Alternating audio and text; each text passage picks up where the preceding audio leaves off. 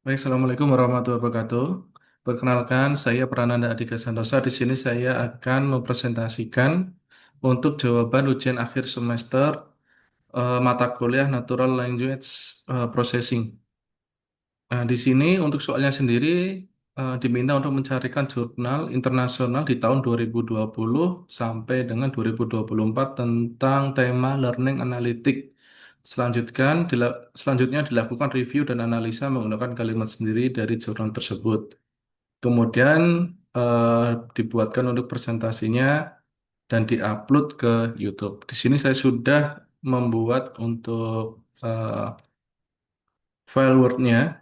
Nanti akan saya kirimkan melalui kolom komentar. Dan di sini saya juga sudah membuat untuk PPT-nya. Baik, saya akan mulai untuk presentasinya. Review dan analisis jurnal. Di sini saya mengambil jurnal yaitu Learning Analytic Dashboard dari data centric ke learning centric. Di sini ada ISS-nya, numbernya, ada publisher-nya, juga ada tanggal publisher-nya yaitu 14 Mei tahun 2024. Publisher-nya sendiri dari Education and Information Technology tahun 2024. Adapun ringkasannya yaitu studi sistematis atas evolution dashboard learning analytic yang menekankan peran pedagogis dari sekedar visualisasi data ke sarana mendukung refleksi dan pengambilan keputusan oleh siswa dan pengajar.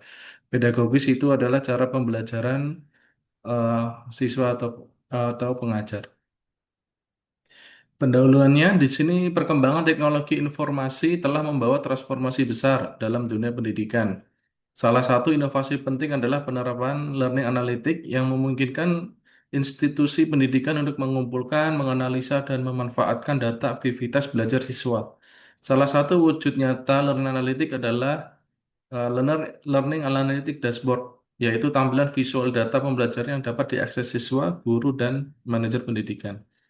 Kemudian di sini ada rumusan masalahnya. Yang pertama, bagaimana evolusi Learning Analytic Dashboard dari data centric ke learning centric? Apa kelebihan dan kekurangan LAD atau Learning Analytic Dashboard, learning centric? Kemudian bagaimana kontribusinya terhadap hasil belajar? Rekomendasi desain LAD di masa depan. Kemudian adapun tujuannya menjelaskan pergeseran peran Learning Analytic Dashboard, kemudian mengidentifikasi kelebihan dan kekurangan Learning Analytic Dashboard atau Learning Centric, kemudian menganalisis kontribusi LAD bagi pembelajaran. Yang keempat, memberikan rekomendasi desain dashboard berbasis hasil penelitian.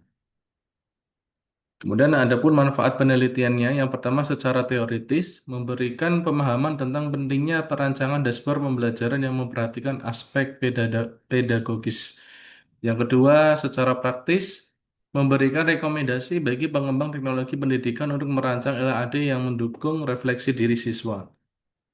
Ketiga secara akademis sebagai bahan referensi dan contoh analisis kritis jurnal internasional bertema Learning Analytics.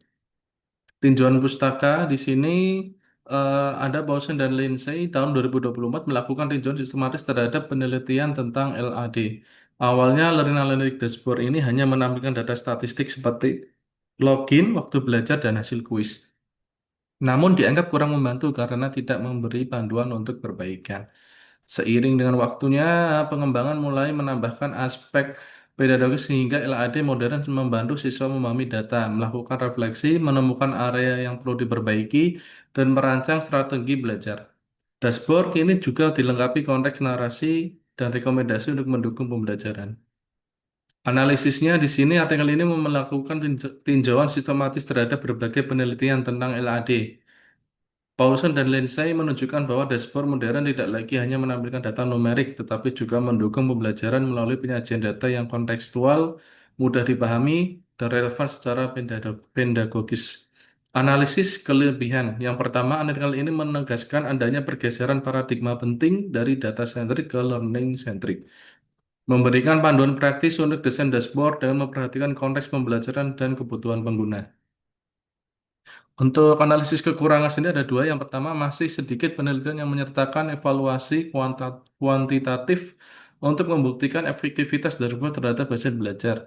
Banyak penelitian yang dianalisis masih berskala kecil dan belum diuji pada konteks pendidikan yang lebih luas. Kontribusi artikel yang pertama, artikel ini memberikan landasan yang kuat untuk perancangan LAD yang mendukung pembelajaran aktif dan reflektif, mendorong pengembang untuk mengintegrasikan prinsip-prinsip pedagogis dalam teknologi pendidikan. Baik, untuk kesimpulannya sendiri, artikel karya Paulsen dan Lindsay berhasil menggambarkan pergeseran penting dalam pengembangan LAD, yaitu dari pendekatan berbasis data menuju pendekatan berbasis pembelajaran. Dashboard yang dirancang secara learning centric lebih mampu mendukung siswa dalam memahami proses belajar mereka dan merencanakan perbaikan ke depan. Meskipun banyak tantangan seperti kurangnya bukti kuantitatif, terbatasnya implementasi pada skala besar. Artikel ini memberikan kontribusi besar dalam mengarahkan desain LAD yang lebih efektif dan bermakna bagi pembelajaran. Terima kasih. Itu adalah presentasi untuk ujian akhir semester saya. Terima kasih atas perhatiannya. Wassalamualaikum warahmatullahi wabarakatuh.